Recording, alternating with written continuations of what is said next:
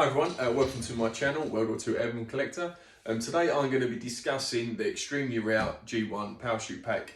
It was used on the aerial drop containers. This one's an A5 and various other models.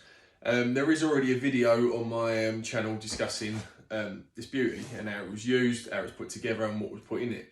But today I'm mainly going to be talking about the G1 container. Now these are extremely rare. It's like finding a unicorn. That's how rare they are. So if you do see one and it's original, buy it because you'll never see another one. So I'm just going to give you a demonstration, well not a demonstration, I'm going to talk to you about how it would work and what it looks for and what to look for in purchasing one. So yeah, let's start off, we'll work from the top, go to the bottom. So, it has a static line. Now, you might notice what's different with this static line is that it's different to like the T5 parachutes, which is what personnel would have used. And what's different is that it's folded and stitched. So instead of it being that same width on a normal personnel parachute, it's then rolled and stitched. So it's slightly thinner. And then you then got the top piece. Now it is square, you can't really tell from this video because it's not good. So it has stitch lines going across there, which will then hold this same sort of type of canvas inside. So it runs like that in a crest pattern, which then this static line then has a loop that then goes across them crosses where they meet in the middle, which then would pull that to open it. So then you then have brass eyelet holes all the way around, which will then held the string, which is like a tension string that goes all the way around it. And then also you then have the base plate or the base pack, which would then should have like a wooden base on the bottom. It's all wrapped in canvas, so you can't see it, but it's like a hardboard sort of base. And then also it'll have white ties. There's two bits, then go around the top of these little eyelets at the top of the container. So they go tied up like that all the way around. They should have a pattern number on here now. Now it doesn't matter if that top one is different to the bottom, because at the end of the day, this top bit stayed with the aircraft and this bottom bit stayed with the aircraft, stayed with the container.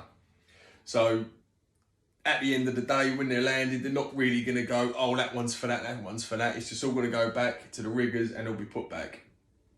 So, and then also, sorry, if I spin this around here because you can't quite see it, then there's two A-frame straps coming out, and then that would go up to the base of your parachute rigging lines, and it then come down, you can't quite see the video angle, it then has a couple of clips.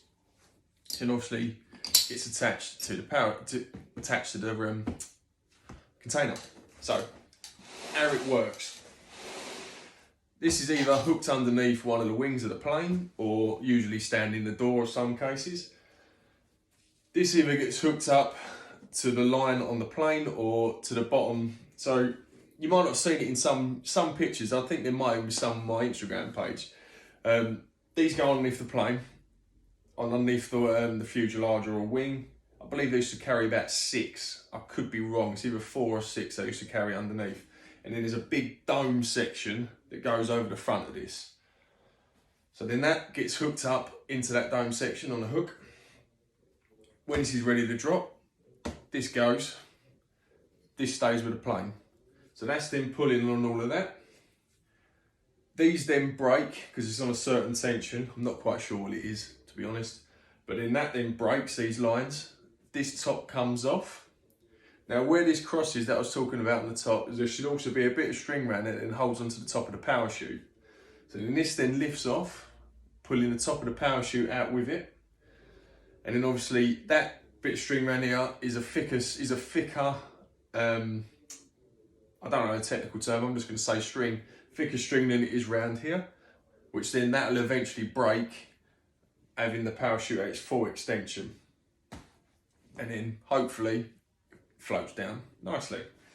And then with the A-frame, obviously tucked into the under the side, in between the two pieces of the drop container, will then hold on to that hold onto the container and drop it down safely.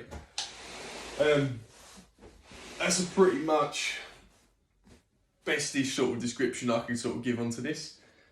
But like I say, they are extremely rare. This is one of the top items in my collection. All fully original. But yeah, it's a lovely bit of kit and it looks great with the containers. So I hope this video's been slightly interesting for you. Like I say, if anyone out there wants any videos or more pictures of this, please don't ask. What do I mean? Please do ask, and I can sort you out some pictures and some more details on it. But like I say, you barely see these in any museums. That's how rare they are. So great little item.